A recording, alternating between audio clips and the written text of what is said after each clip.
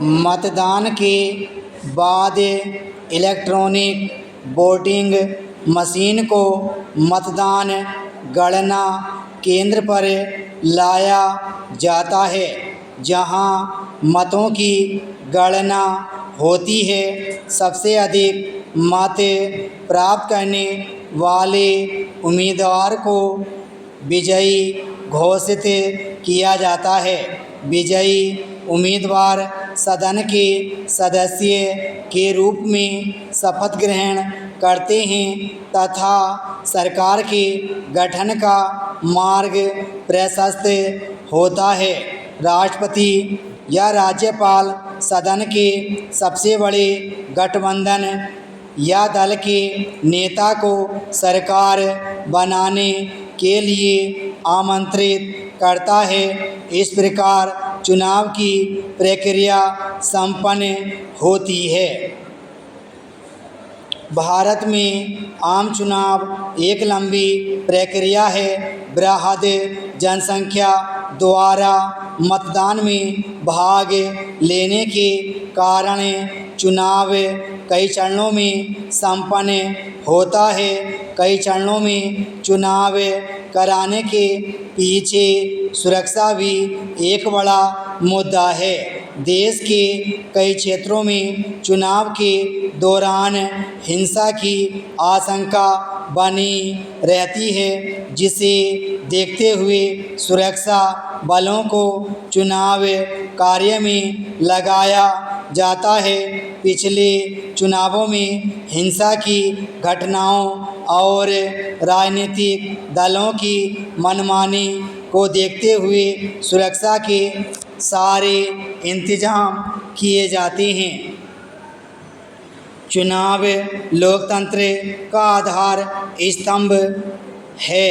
चुनाव के दौरान राजनीतिक दल अपनी विचारधारा तथा कार्यक्रमों को जनता के सामने रखते हैं तथा उस आधार पर उनसे अपने पक्ष में मतदान करने की अपील करते हैं। सरकार में रहे राजनीतिक दल विकास के कार्यों का ब्यौरा जनता के समक्ष रख मतदाताओं को अपनी ओर लाने का प्रयास करते हैं। 80 के दशक में भारतीय लोकतंत्र तथा चुनाव प्रक्रिया में कई विसंगतियां सामने आईं, जिसका प्रभाव देश की राजनीतिक तथा लोकतांत्रिक परंपरा पर देखने को मिला। राजनीति के अपराधीकरण तथा अपराधियों के राजनीति में आने से चुनाव में धांधली की बातें सामने आईं। राजनीतिक दलों ने चुनाव में सफलता पाने के लिए अपराधियों को टिकट देकर उम्मीदवार बनाया। अपराधियों ने चुनाव में जीतने के लिए मतदान केंद्रों पर कब्जा तथा बोगस वोटिंग को बढ़ावा दिया।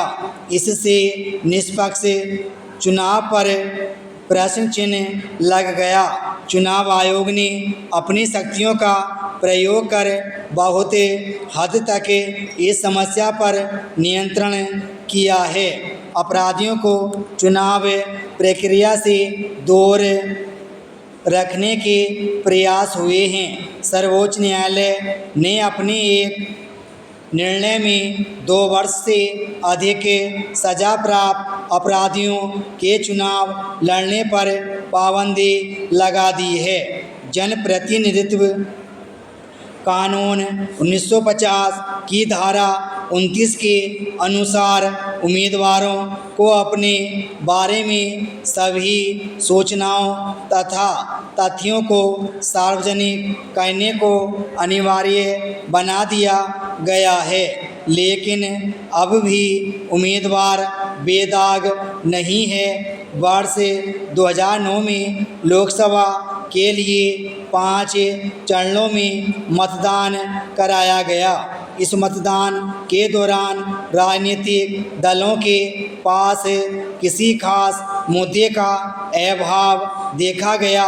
ऐसा होना हमारे लोकतंत्र के लिए शोभनीय नहीं है। ब्राह्म स्टॉप।